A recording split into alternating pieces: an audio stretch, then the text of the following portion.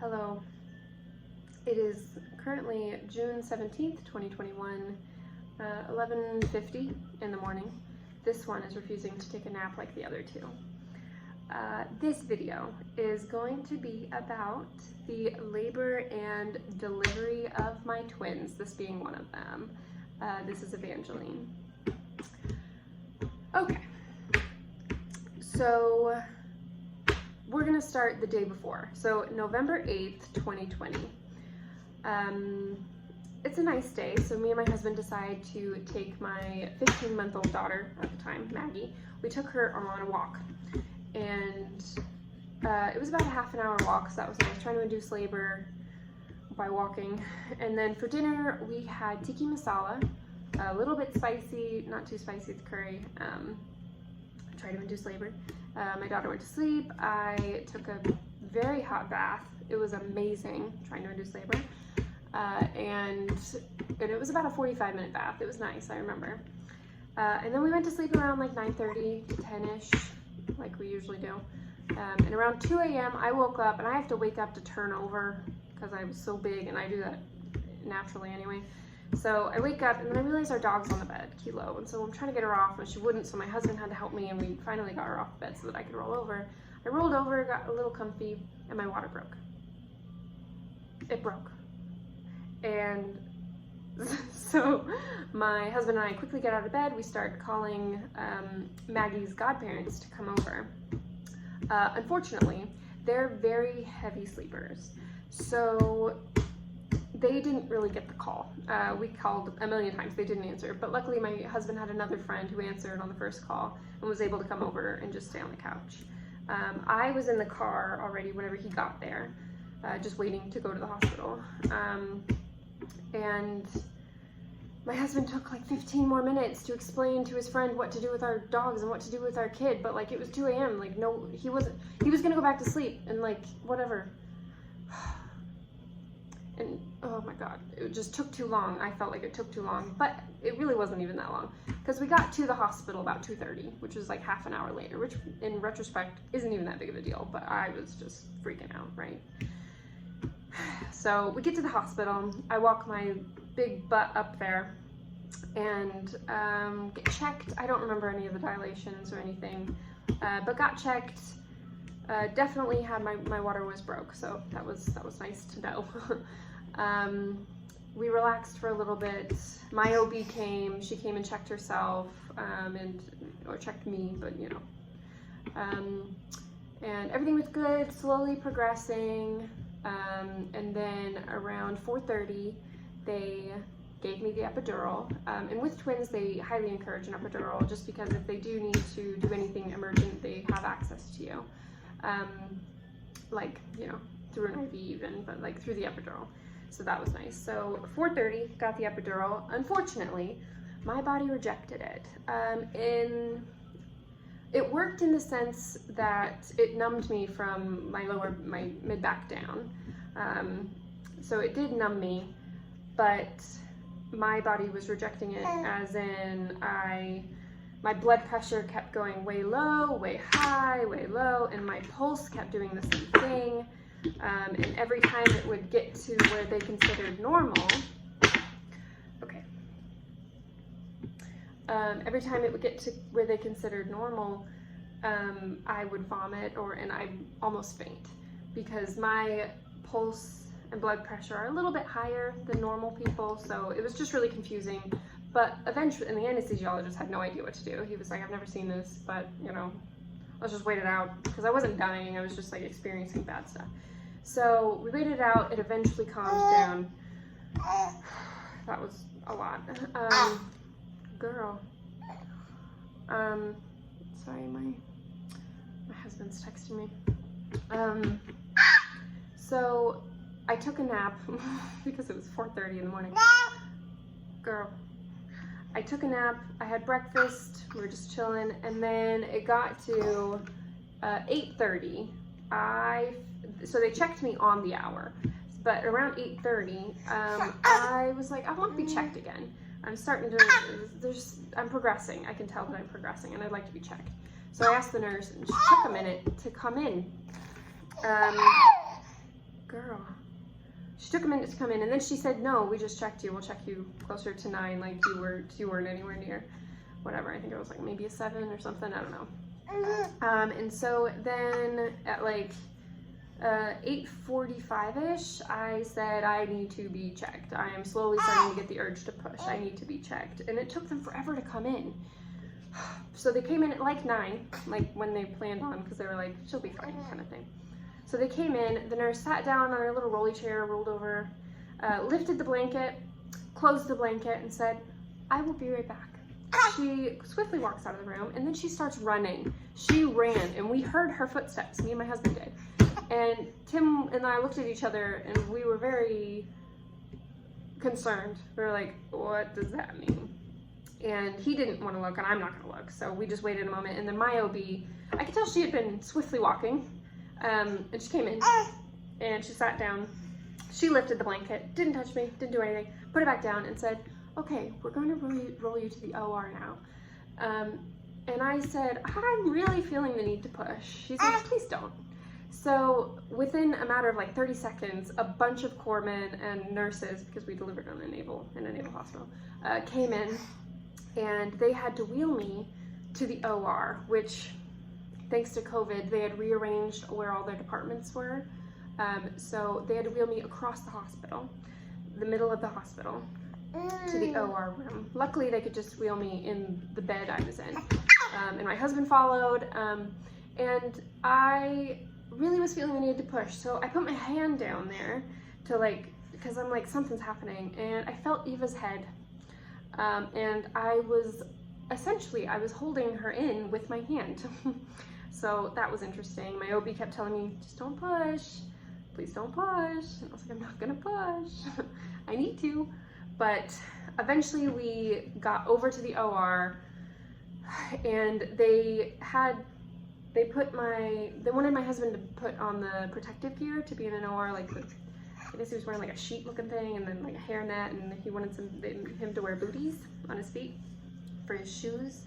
But unfortunately they couldn't find the booties, and it was taking him a long time to get into the OR. I had already transferred from the bed they wheeled me in over to the OR table, which is this really narrow, hard table. Nobody really talks about that, but it's really hard and uncomfortable. So I was on the OR table, still numb from the epidural, and the anesthesiologist guy is somewhere behind me. My husband's taking his time, and I was like, I need my husband here before anything progresses. Like, I need him here before we start doing anything.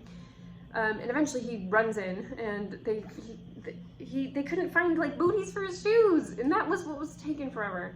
But he decided to just put hairnets on his feet because he was done with that. So whatever. So we're there in the OR. I'm on the table, my husband's next to me, and he's holding my hand. Hold my hand, Eva.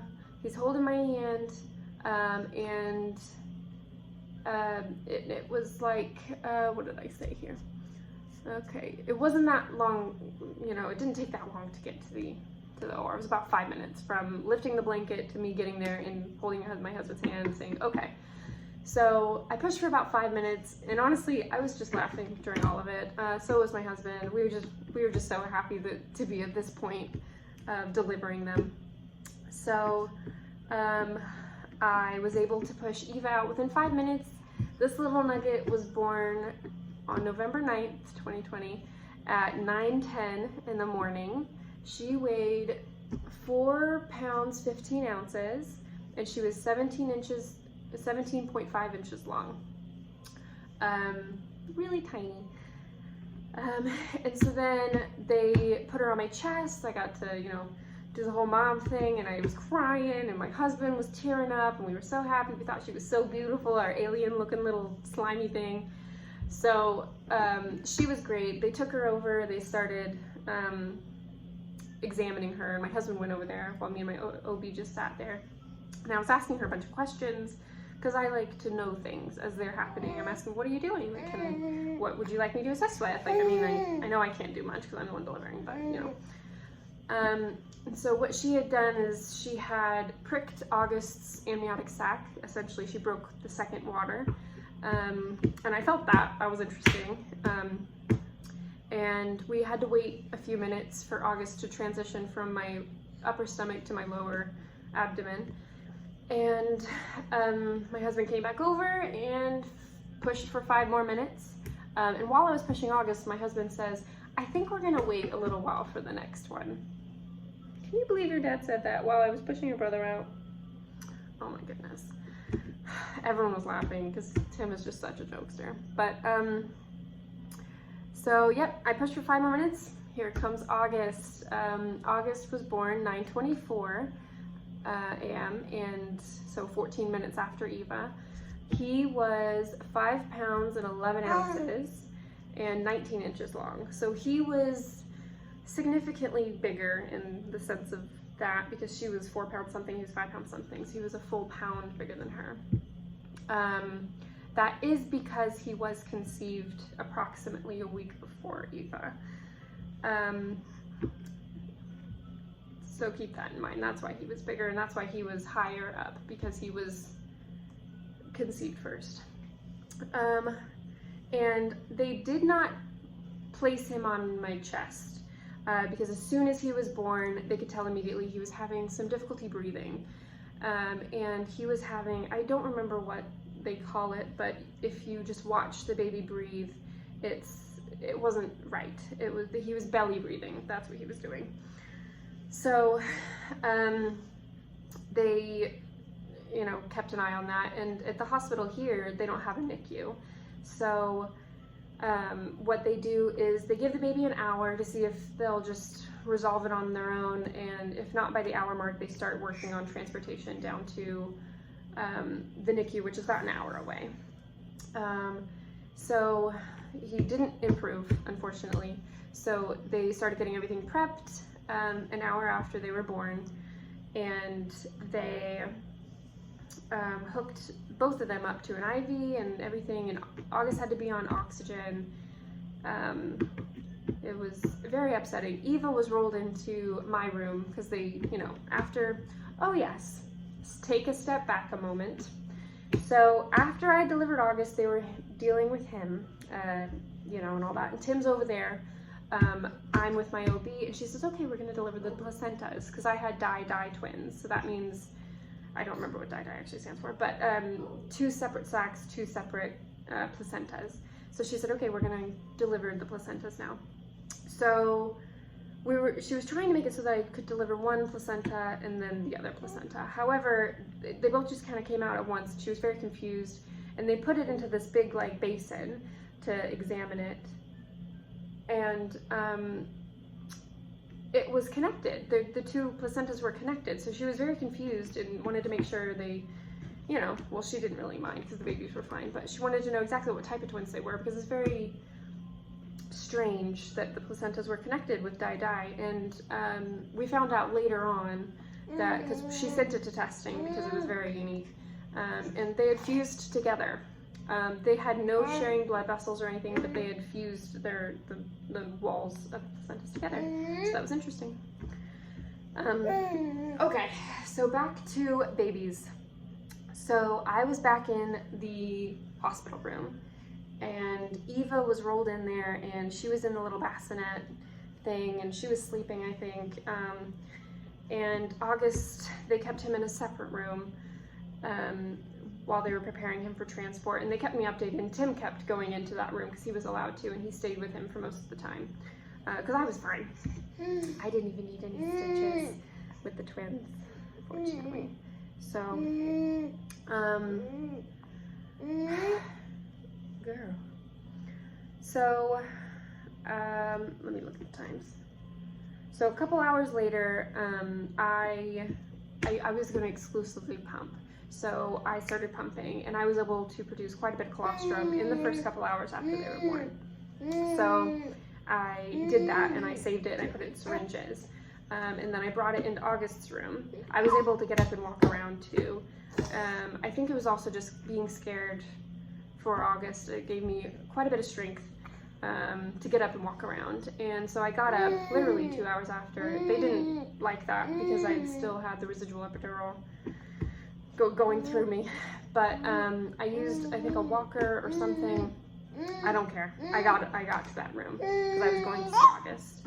And I saw him, he was sleeping and still belly breathing. And I stayed in there for a while. And then with Eva, I brought Eva with me because she can't be in the room by herself. And then the people they life flighted August down to the NICU. So the people from the helicopter, whoever, came into the room with all the equipment and stuff they're going to transport him with. And I remember the woman saying, okay, now where's the mom? I'm going to go see her. And I said, oh, I'm the mom. And she was amazed that I was standing and that I had like 3 little syringes of colostrum to send with him. The woman, she was just absolutely amazed, and I was, well, I'm not going to just let him go and me not say goodbye, you know, if I'm willing and able to. So they got him all hooked up. It was very sad to see a baby strapped the way that they had to strap him, and it was just very traumatic almost, watching one of your children do that, have to go through that. And so we signed a bunch of stuff, set the colostrum with him. They don't actually let the babies eat, because just in case they have to perform surgery or something, they don't let the newborn eat until after they figure out what's going on. So they didn't actually let him eat until the following day when he started showing improvement. But he did get that colostrum first, which made me happy. But as he was in the helicopter to go down to the NICU, my husband and my daughter's godfather followed it pretty much. They got to the NICU down there, I think 10 minutes after the helicopter arrived. And my husband was able to go in and be there with him. I'm not sure of all the details and everything, but my husband was there until visiting hours were over, which was at 6 p.m. So my husband stayed there most of the day or afternoon, which I'm completely fine with. You be with him, I'll be with her kind of thing. And she was fine. She, brand new baby, kind of just normal. Yeah. And then after that, me and her were discharged the next day. We went the following day down to see August. The NICU here only allowed one parent in at a time. So my husband and I had to take turns going into the NICU, but they had a phone that you could call 24 hours a day, except during the time, Jesus, why can't I talk right now? Except during shift change, which was 6 p.m. to 7 p.m. or 6 a.m. to 7 a.m. That's just when they did shift change and they don't want any visitors in it. That's why visiting hours ended then. But it restarts at 7 a.m. But they have a phone you could call at any time except the shift change times, which really helped, because I remember waking up in the middle of the night once and just, because he was there a full 8 days. But I remember just waking up one night and just like almost thinking like, oh God, something's happened. Like just that, like, you know, that feeling you get when you think like, my child's not breathing, I need to look at it. So I called the number, and it was a male nurse, and he was super sweet. He said, just go back to sleep, ma'am. Your son's fine, and I promise I will be the one to call you if anything happens. And luckily nothing ever happened, and he just got a lot better. He was only there 8 days because he also needed to show good weight gain, which, you know, annoying, not gonna lie. It's pretty annoying whenever he was perfectly healthy. They just wanted to see him gain a little bit. Little annoying, but understandable. So yeah, 8 days, and he came home. And then we've been home since then with these two. So there we go. That is my labor and delivery story with the twins. I was fortunate, like I said, I was fortunate enough to have them vaginally. I had no stitching. They both came out fairly healthy. And here we are 7 months later, still kicking it. They are considered adjusted around 6 months because They were born about a month early, but they'll be fine. They're doing great. So yeah, if someone's watching this and if you have twins or you're pregnant with twins, it will be okay. I have heard other stories that don't go as fortunate as mine. And God blesses everyone with what we can handle. Just know that. Oh, I'm gonna start crying. I always told myself, if something ever happened to the twins or something happened to me, God only blesses us with what we can handle. Not that it's, you know, God, there's a reason for everything. I don't want to say that because that's terrible to hear, but God only gives us what we can handle. So just keep that in mind. And it can happen. It can happen successfully. And it did for us. And I'm so fortunate and I'm so blessed to be a mommy to 3 under 2. And yeah, so thank you so much for watching this labor and delivery little video. I can post photos and videos in another video of that process, if anyone would be interested in seeing that. So thank you so much for watching. Bye.